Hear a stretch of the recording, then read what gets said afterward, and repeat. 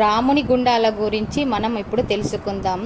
శ్రీరాముడు స్వయంగా తవ్విన 108 గుండాలలో ఈ రాముని గుండాలు ఒకటి. ఈ టెంపుల్ వచ్చేసి ఇది రామగుండం ఊరు, పెద్దపల్లి జిల్లా, తెలంగాణలో ఉంది. ఇది రామగుండానికి చెందిన గ్రామం. ఈ శ్రీరాముడు అరణ్యవాసం చేస్తున్న సమయంలో సీతాదేవి లక్ష్మణుడితో కలిసి గోదావరి నది తీరాన అలసిపోయి స్వేద తీర్చుకునే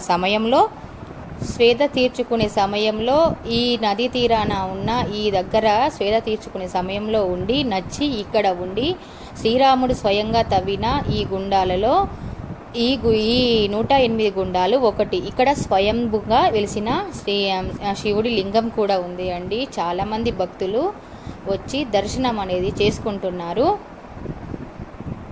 రామగుండానికి ఆ పేరు రావడానికి కారణం ఆ చెరువు. ఆ రామగుండానికి ఈ చెరువు వచ్చేసి ఈ ఒక గుండంలో నుంచి ఆ పైనుంచి వస్తున్న వాటర్ వచ్చేసి ఒక గుండంలోకి ఇంకో గుండంకి అలా రావడం అనేది ఆశ్చర్యకరంగా ఎక్కడా లేదు అండి. ఇక్కడ మాత్రమే ఇలా ఉంది. ఈ పవిత్రమైన గోదావరి నది తీరాన రామగుండం అనే గ్రామంలో ఈ విశ్వామిత్రుడు, మహా ఋషులు, గౌతముడు, అనేక మంది ఋషులు నివాసం ఉండి తపస్సు అనేది చేశారు.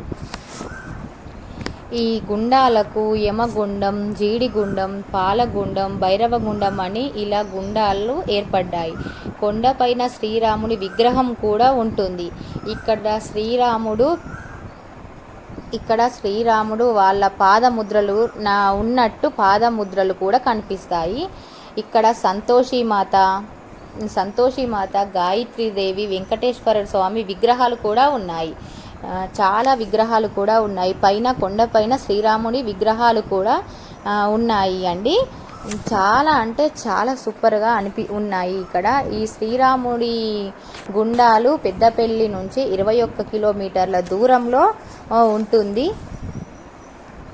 ఇక్కడ పాండవులు కూడా ఉన్నారు అని కనిపిస్తుంది అండి. చాలామంది స్వేద తీరాడు ఋషులు, మునులు చూసారా. శ్రీరాముడి విగ్రహాలు, సీతాదేవి, లక్ష్మణుడు, శ్రీరాముడి విగ్రహాలు కూడా ఉన్నాయి. చాలా ఏళ్ళ నాటి ఈ శ్రీరాముని గుండాలు చాలా మందికి తెలియదు.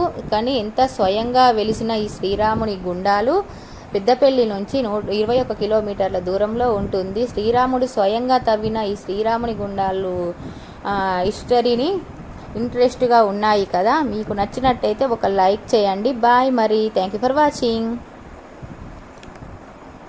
మన వీడియో కనుక నచ్చినట్లయితే please like, share, comment. Bye అండి. ఈ లొకేషన్ అనేది ఎంత బాగుందో చూడండి, గ్రీనరీగా.